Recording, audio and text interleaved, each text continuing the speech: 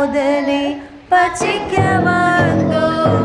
உச்சரிதானே தோன்றிய தேவர் பாதுகாத்தாரே. அவர் நல்லவர், அவர் கிருபை என்றும் உள்ளதே.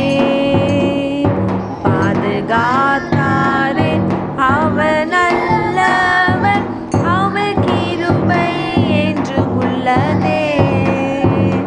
தேவ கிருபை என்றும் உள்ளதே. அவர் கிருபை என்றும் உள்ளதே. அவரை